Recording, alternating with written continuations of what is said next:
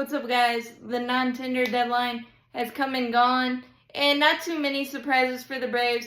We tender contracts to Jarred Kelenic, whose role has gotten even bigger with Ronald Acuna Jr.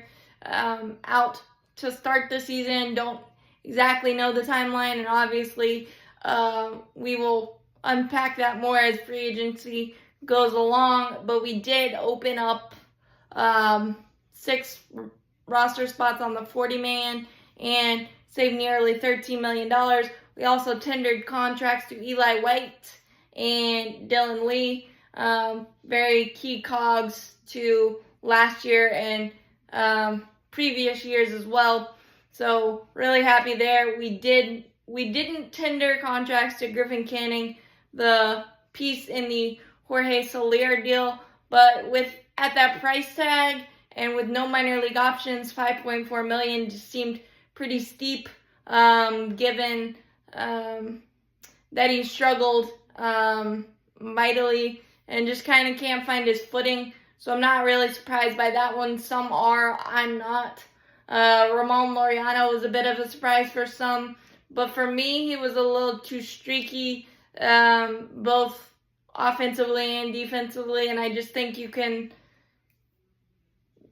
find a better contract there. I'm not saying Ramon didn't do great things for us, but at 6.3, I think you could, even if he comes back on a 2-year better money, I wouldn't mind that either, but also you still got a lot of free agency to go on, and it kind of clears up the picture, but it also muddies it because you've got a lot of open spots now and $13 million more to play with, and that's always fun for Alex Anthopoulos and company because you never know what he's got up his sleeve. Robert Saladinas, I don't know if I said that right, and I apologize if I didn't, a minor league depth piece, and we could see him back in a minor league depth piece role.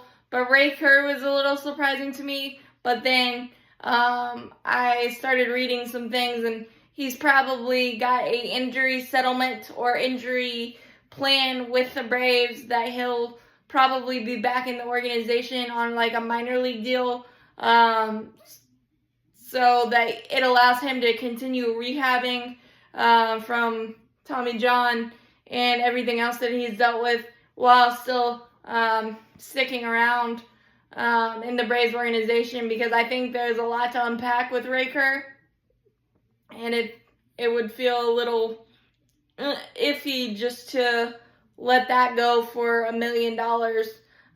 So I think that's how that one is playing out. And then Oscar Enoa just couldn't get back on track after punching that bench after a rough start in Milwaukee and a myriad of injuries. Since then, I wish him the best of luck.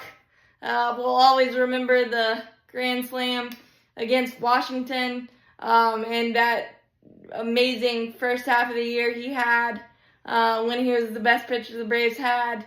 And I hope he lands on his feet because he's still got some nasty brain stuff.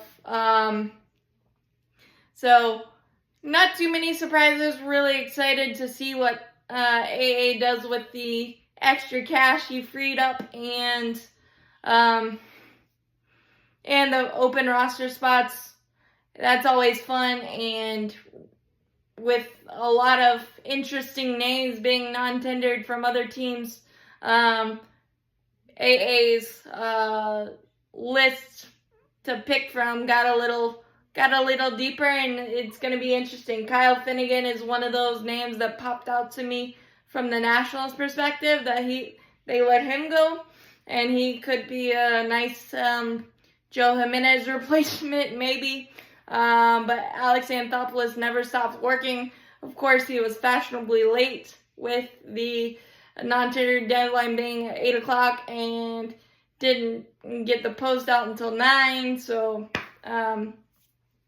we work fashionably late, and we work on Braves time. That's all that matters. But as always, go Braves, champions forever. Hit that like button, hit that subscribe button.